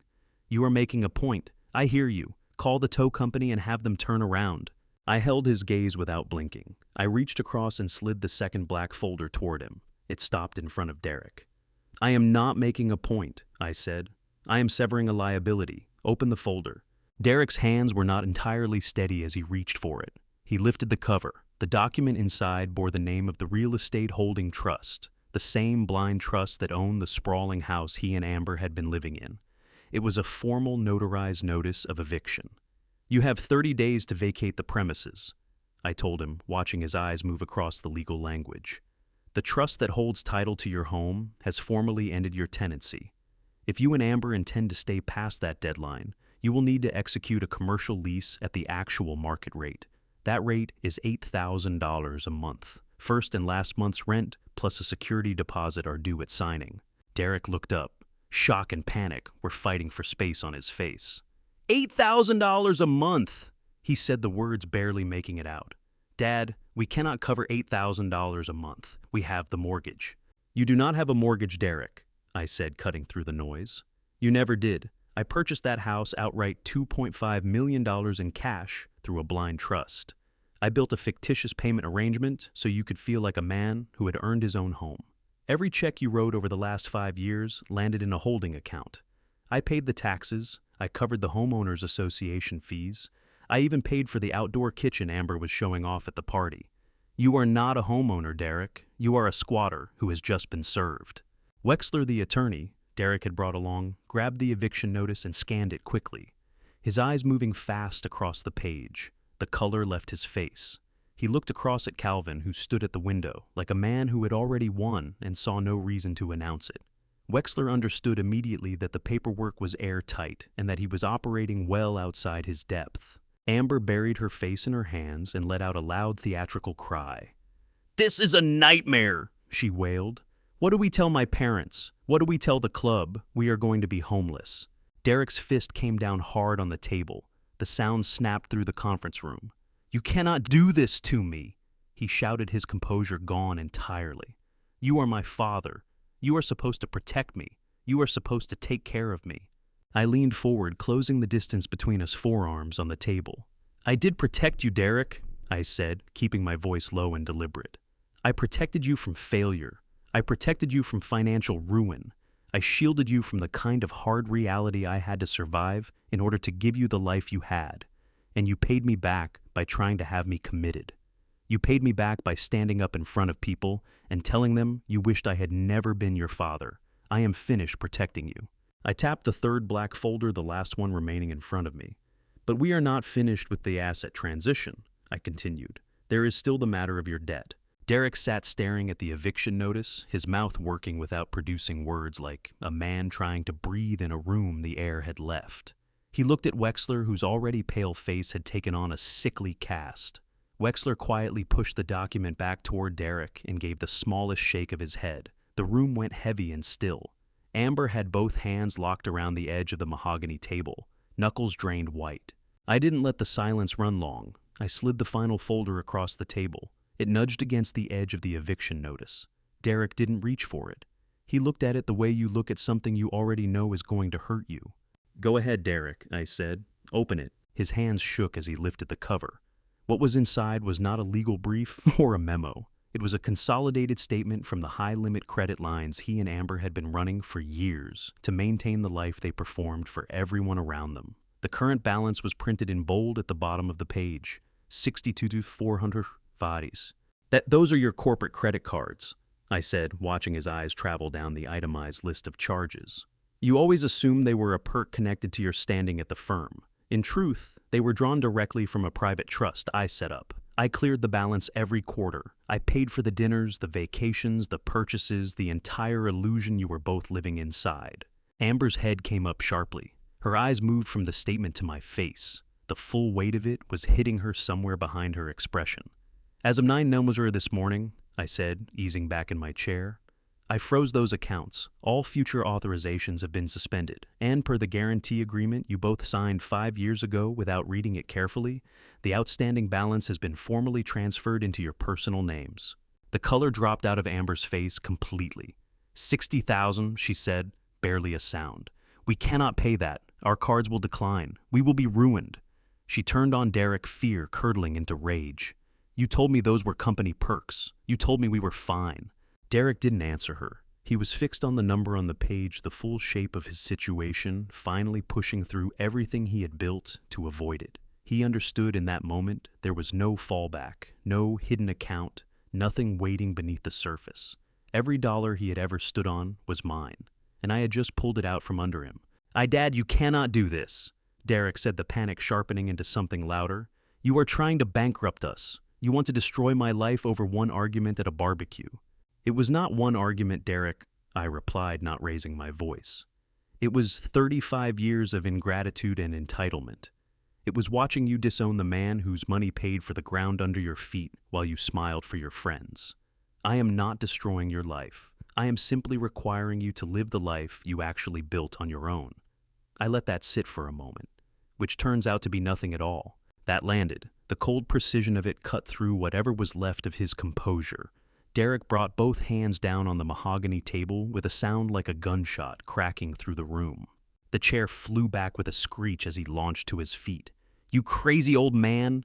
The veins in his neck stood out like rope, his whole face gone a deep, ugly crimson.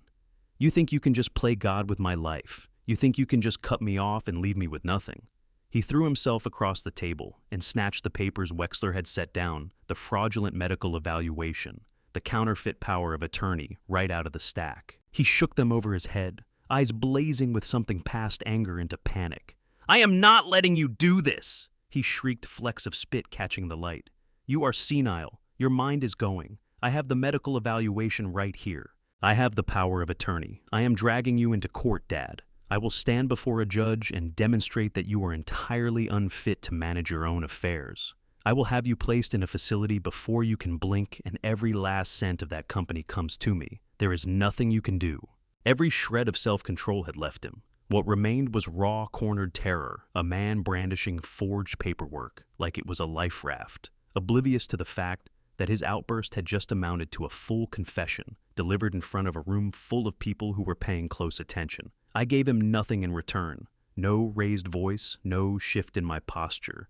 I let the storm spend itself while I sat motionless in the calm of Calvin Rhett's conference room. Across the room, Calvin stood near the window without a word. He wasn't watching Derek. His gaze had already moved to the door on the far side, the one connecting to the adjoining office. "You plan to take me to court, Derek." My tone was quiet, almost soft, but there was an edge underneath it. "You'll walk into a courtroom carrying those documents?" "Yes."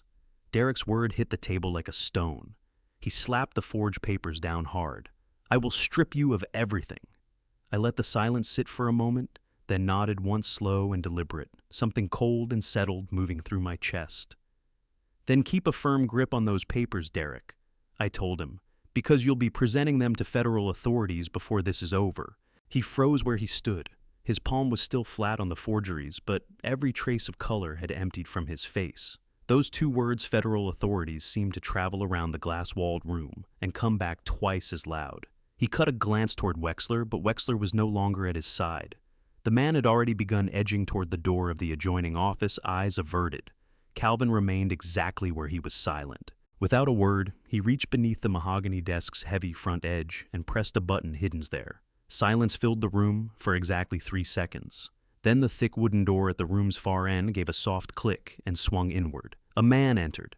He wasn't dressed like Derek or Calvin. No fine suit, no silk tie. Gray jacket, plain white shirt, and a silver badge riding his belt in plain sight. His eyes were the kind that come from years of watching people lie through desperation, steady worn in missing nothing. He was a senior detective out of the Financial Crimes Division, and for the past stretch of time he had been on the other side of that wall, catching every arrogant syllable Derek had thrown across the room. He came to the table and positioned himself beside Calvin, then looked down at the papers clenched in Derek's hands. There was no amusement in his face whatsoever.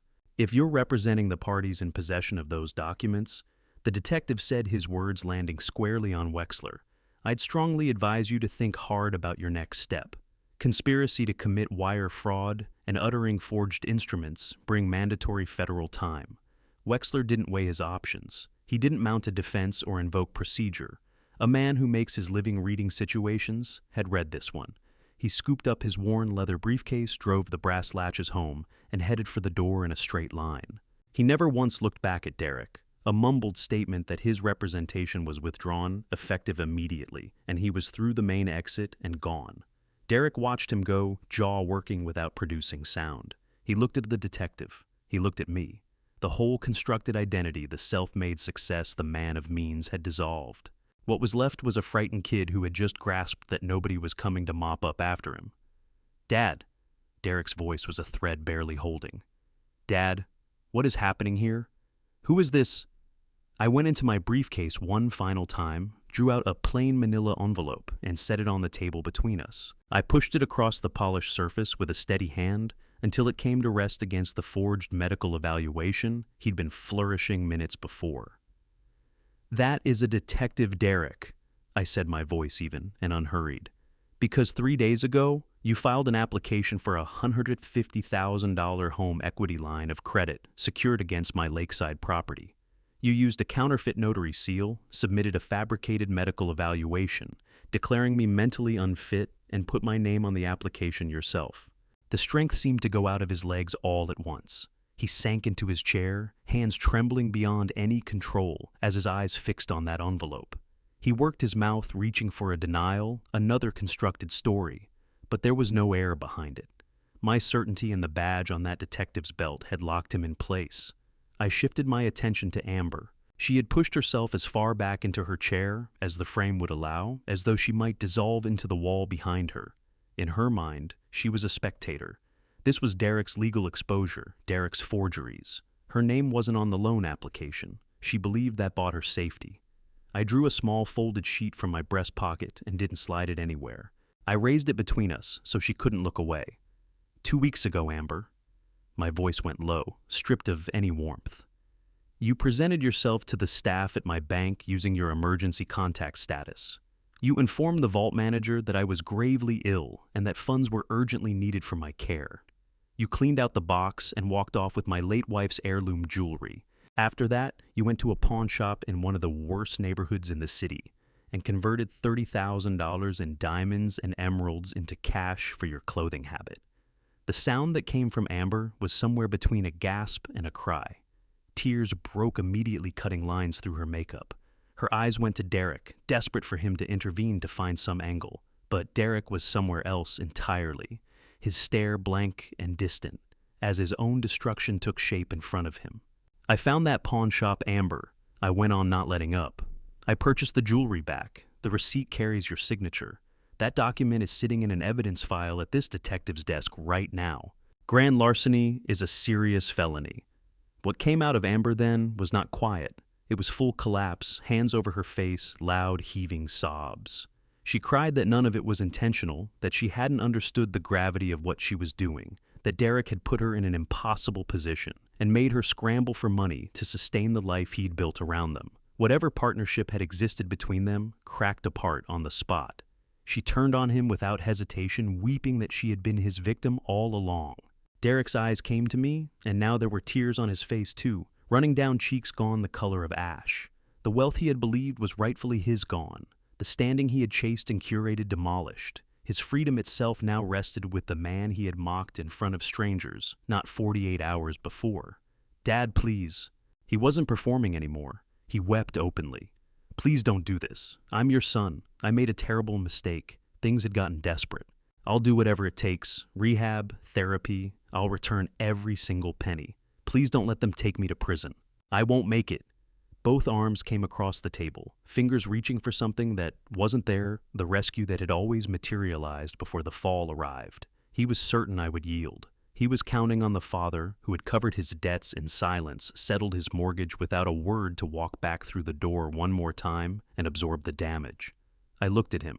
I looked at the child I had given everything to guard. There was grief in me, hollow and real, but not a single grain of pity. I had laid a straight path in front of him his whole life, and at every fork he had chosen the crooked way. He had risen before a room of wealthy strangers and ridiculed the work my hands had done. He had moved to have me locked away so he could reach the foundation I'd spent decades building. I got to my feet deliberately and fastened the button on my suit jacket. Standing over him, I kept my face still as granite. "I am not senile, Derek," I said. The words came out clean and final. "I am simply done being your safety net. You chose to live as though you had no father. Now you do." I turned from the table and walked out, leaving my son and his wife in tears inside the conference room with the detective positioned to read them their rights. The heavy oak door swung shut behind me, but my feet didn't carry me further down the hall. I stopped and turned back. Through the glass walls, I had a clean, soundproof view of my son's fabricated world coming apart at the seams. The detective moved to the table and pressed both palms flat against the surface. The observation phase was finished. He was assuming full authority now. Every line of his body said so. He lifted a pair of steel handcuffs from his belt and set them squarely on top of the forged medical evaluation. The moment Derek saw the metal on the table, whatever he had been holding onto, gave way. His legs buckled and he went down beside the mahogany table, hands clasped together in front of him, begging at the detective, at the walls, at a father who had already left the room in every way that counted. He looked like a child who'd been caught and couldn't accept it, but the man on the floor was an adult staring down the barrel of federal charges. He flung one arm toward the door. I just walked through his face, a mask of desperate anguish. Amber did not drop to her knees. She put distance between herself and Derek, as though whatever he had was contagious. Every trace of the partnership they had built to drain me dissolved the instant prison became a real possibility. Her hands went up, one finger leveled at her husband. Even from where I stood through the soundproof glass, I could follow the story her mouth was telling. She was feeding him to the authorities to protect herself. She shook her head hard and repeatedly cutting herself loose from the forged documents and the phony medical evaluation. She pointed at the pawn shop receipt and gestured in a way that said Derek had put her up to taking the jewelry, that the debts were his, not hers. Derek looked up at her with the eyes of a man who had just been stabbed by his closest ally. The agony of it must have hit him like a physical blow. The woman he had lied for stolen, for the woman for whom he had tried to cage his own father. She was the one talking fastest to the detective now. He reached for her hand, and she pulled away as though he'd burned her. Her face was red, her voice frantic behind the glass. She told the detective she was a victim of his financial control. She constructed a story on the spot, manipulation, ignorance of the holding company's structure, blind trust she claimed she never understood. The detective's expression didn't shift. A man who has worked white-collar fraud long enough learns to spot the difference between genuine shock and a guilty spouse pivoting fast. He picked up his radio and said a few words into it. Inside a minute, the elevator at the corridor's end opened and two uniformed officers came out, moving past me with purpose toward the conference room. Neither looked my way. They had their instructions. Calvin stepped out of the conference room and came to stand beside me in the hall. He straightened his tie and released a long, measured breath. He told me the detective was formally charging Derek with forgery identity theft and attempted bank fraud. Amber was being taken into custody for grand larceny regarding the stolen heirloom jewelry. Both of them would be processed at the Central Precinct and held until their arraignment.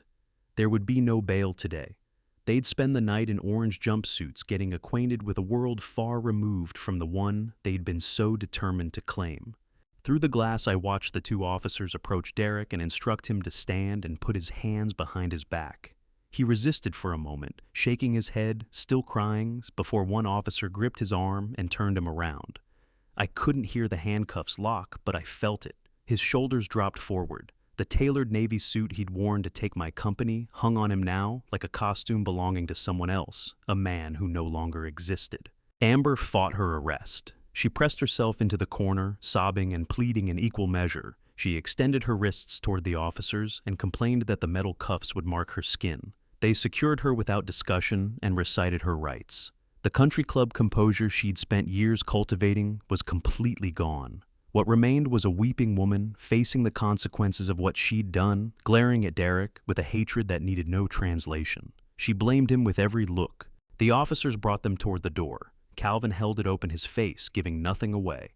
Derek came out first, head down. Then he saw me standing in the corridor and stopped cold. His eyes were swollen and raw. His mouth opened one more appeal, one more plea to call it off. Tell the police it was a misunderstanding. Be the father who always caught him before impact. I didn't move. I didn't blink. I stood there like something carved from the wall behind me. What I felt toward him in that moment wasn't anger.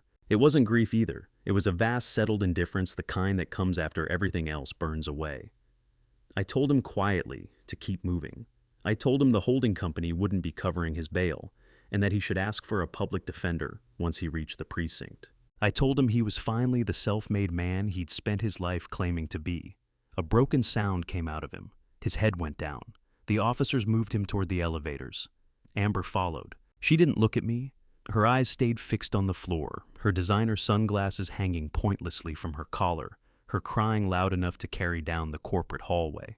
They were guided into the waiting elevator car, and the steel doors slid closed, cutting them off from every last piece of the privileged world they had tried to steal from me. Calvin and I made our way to the security office to watch their exit on the bank of monitors. The high-definition lobby cameras gave us a perfect, unobstructed view of what came next.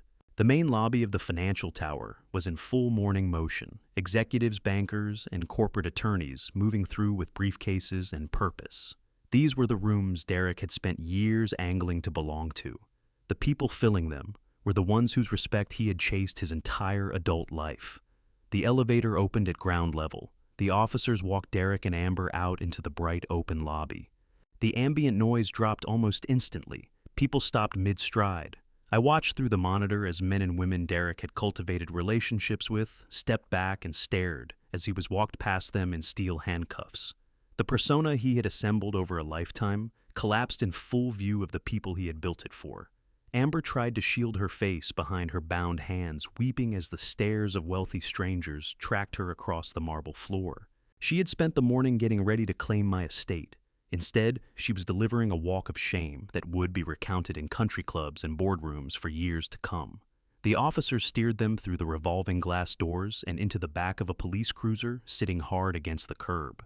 Back in the conference room, Calvin gathered the forged documents from the mahogany table and secured them in his briefcase. He told me the detective had already taken the pawnshop receipt and the counterfeit power of attorney into evidence. The federal investigation would open formally the next morning. The bank that had flagged the fraudulent loan application would be brought in, and the fraud division would assemble a case that left no openings. The evidence alone was enough. What they had added screaming their confessions in that conference room had made it airtight. I moved to the floor-to-ceiling windows and stood looking down at the street below. The police cruiser pulled from the curb, slipped into the flow of downtown traffic, and was gone. What settled over me then was not triumph. It was exhaustion, the deep bone-level kind that follows a long overdue surgery. The adrenaline had run out and left behind. It was the quiet ache of a father who had done what needed doing. Calvin set a fresh cup of black coffee beside me. We stood together without speaking for a long time, watching the city move beneath us. Calvin told me the immediate fallout was only the opening act. The weeks ahead would be grueling court appearances, depositions, the slow public unraveling of Derek's carefully constructed life. I took a sip of the bitter coffee and nodded. The road stretching out in front of me was going to be long and wearing, but I had already come through the worst of it. The poisoned illusion was in pieces, and for the first time in years, I could breathe. The weeks after that morning in Calvan's conference room moved at a heavy, deliberate pace. I did not reach out to my son. The frantic letters his public defender mailed to my office went unanswered. Justice has its own rhythm, slow to start but thorough. I spent my days at the holding company, and my evenings on the back porch of Bud's brick ranch house, watching the light fade over the yard. The quiet I had been starving for finally descended on my life. But while my days grew still, everything Derek and Amber had assembled was coming apart violently.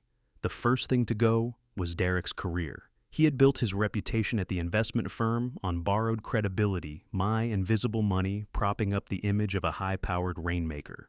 The financial sector is a tight, suspicious world. When federal investigators started pulling bank records and questioning loan officers about the forged equity application, the whispers moved faster than the official inquiry. A detective showed up at his firm, armed with a subpoena for corporate emails and a mandate to examine his digital trail. Before the week was out, Derek was summoned to the managing partner's office. There was no severance package on the table.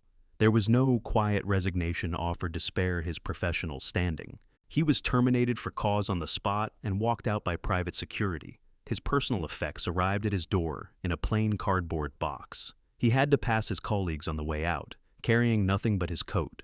Shoulders hunched beneath the weight of every set of eyes that tracked him across the floor. The conversations that filled the elevators and break rooms afterward confirmed that his professional reputation was beyond salvaging.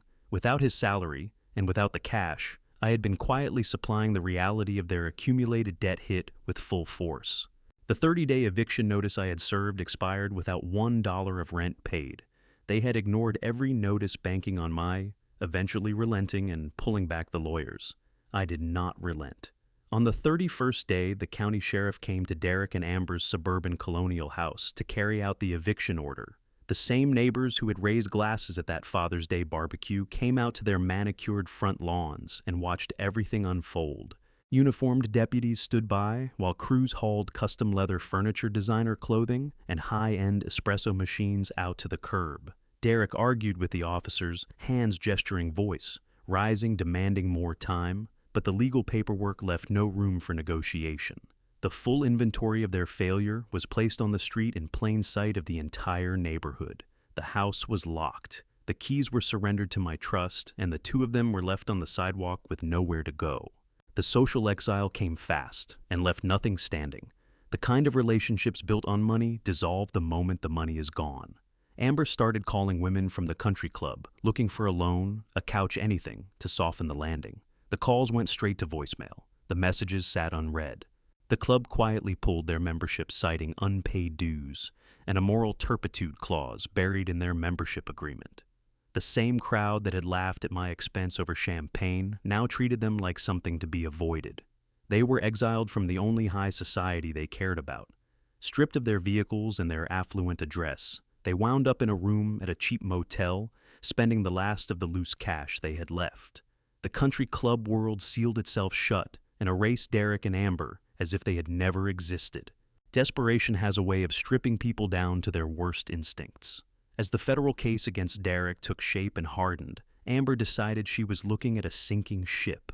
She packed her things, slipped out of the motel room in the middle of the night, and filed for divorce. She brought in a cut-rate lawyer and began constructing a public story. She was the innocent victim of a controlling and manipulative husband who had hidden everything from her. She claimed she'd fled to protect herself, that none of the financial crimes had anything to do with her. She believed that throwing Derek to the authorities would buy her a clean exit. She thought she could shed the name, disappear, and eventually find another man of means to underwrite her life. She badly miscalculated how thorough the Financial Crimes Division actually was. While she was busy in divorce court, the detective had been working the pawn shop transaction with methodical patience. He pulled the store's high-definition security footage. He matched the signature on the pawn receipt to her driver's license. He confirmed with the bank vault manager that she had obtained access to my safe deposit box through deliberate deception. A week after she filed for divorce, officers arrived at the small apartment she'd been renting on borrowed money. They had no interest in her version of events or her tears. They placed her in handcuffs and formally indicted her for grand larceny and possession of stolen property. Her attempt to jump ship had only delivered her into a different county jail cell. The woman who had looked down on my blue-collar background was now forced to exchange her silk wrap dress for a standard-issue orange uniform, forced to undergo the humiliating process of being fingerprinted and photographed like a common criminal. The financial destruction was now total. The credit card companies, seeing frozen and heavily defaulted accounts, launched aggressive collection proceedings. Because I had legally transferred liability into their personal names, their credit ratings were wiped out essentially overnight. Every luxury purchase, the clothing, the resort spa trips, the elaborate dinners, had become crushing, unserviceable debt. There was nothing left to sell. No property, no vehicles, nothing. They were bankrupt in every meaningful sense of that word. Public defenders were their only option because no private attorney was touching a complex fraud case without a retainer. Derek made one final attempt to reach me. He called my office from the county jail while waiting for his arraignment. He got past the receptionist and left a voicemail on my direct line. He was weeping into the receiver. He told me he was scared. He told me the other inmates were threatening him, that a federal sentence would finish him, that he couldn't endure it. He begged for bail. He promised he would spend the rest of his life paying back every cent if I would just get him out of that cell. I sat at my desk and played the message through. There was a flicker of something, a faint echo of the boy I had once brought home from the construction site on my shoulders. But for the man speaking on that recording, I felt nothing at all. That boy was gone. The man had made every choice deliberately. I deleted the message and had my receptionist block all incoming calls from the county correctional facility. Every layer of the life they had so carefully constructed was now rubble. The house sat vacant and was listed for sale by my holding company. The luxury vehicles had been put to auction to recover whatever depreciation value remained. They had chased wealth with such blind, consuming greed that they ran straight off the edge of a cliff, expecting me to be standing at the bottom to break their fall. I followed the legal proceedings from a distance, reading the brief weekly updates Calvin sent me. I didn't go to the hearings. I had no desire to see either of their faces again. The reckoning was complete. My assets, my peace of mind, my life, all of it back in my hands. And I had finally forgiven myself for spending so many years enabling the arrogance that had led us all here. The cord had been severed for good, and the quiet that followed was mine to keep. The suburban colonial house moved in under a week. The real estate market had an appetite for a property that size, and the cash buyer had no interest in the history behind its walls. When the final paperwork cleared, I felt something settle in my chest, a genuine sense of closure. The proceeds moved cleanly back into the holding company, cutting the last physical thread, connecting me to my son's extravagant fiction. I instructed Calvin to liquidate the remaining luxury vehicles. The proceeds went directly into a newly established trust. Not a dollar of it went into my own pocket. I sat down with Calvin and drafted the charter for the Peggy Henning Memorial Foundation. My late wife had always believed deeply and without reservation in the dignity of honest work.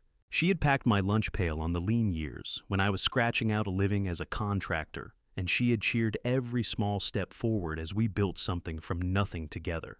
The foundation was created to fund full-ride scholarships for young men and women going into the blue-collar trades, electricians, plumbers, carpenters, the very people Derek had ridiculed in front of his guests at that barbecue. The money he had burned trying to buy his way into a country club would now open doors for kids who genuinely understood what a dollar cost to earn. My own life shifted in ways I hadn't anticipated. I handed the daily operations of Ridgeline Holding Group to my senior executive team and stepped back. I was 70 years old, and I had finally absorbed the hardest lesson my life had to teach me. Accumulating an empire means nothing if you hollow yourself out building it.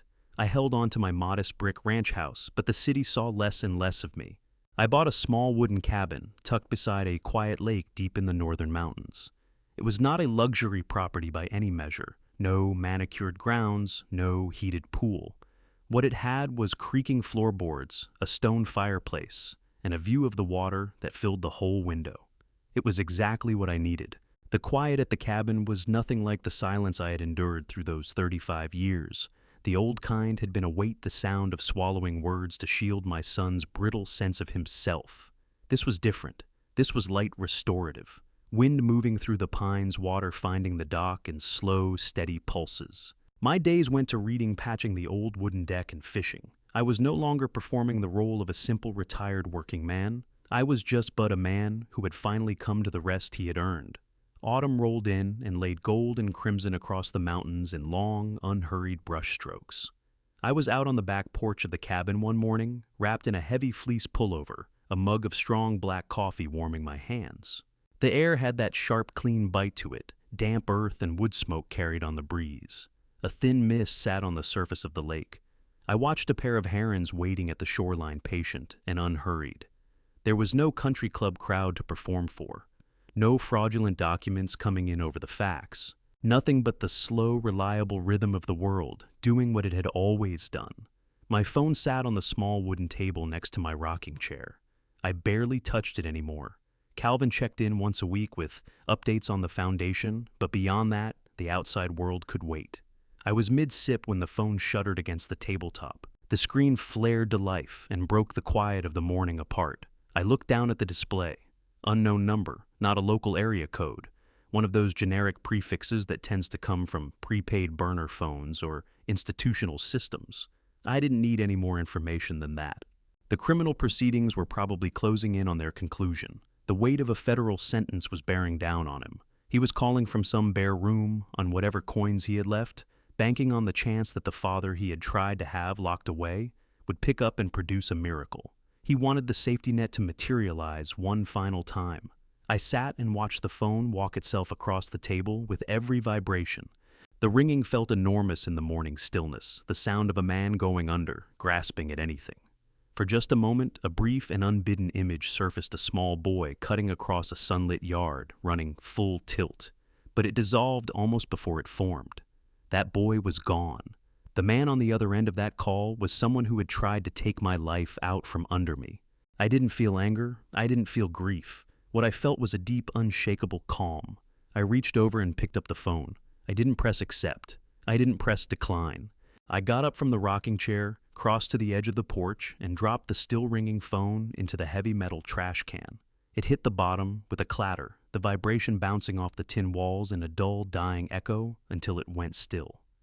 I turned away from the trash can and walked to the wooden rack leaning against the cabin wall. I lifted my old fishing rod, the rubber grip, worn smooth from years of use. I picked up my tackle box and headed down the wooden steps toward the dock. If you've stayed with me to the end of this story, I want you to know I'm grateful. This one wasn't easy to tell, and I suspect it wasn't easy for some of you to hear.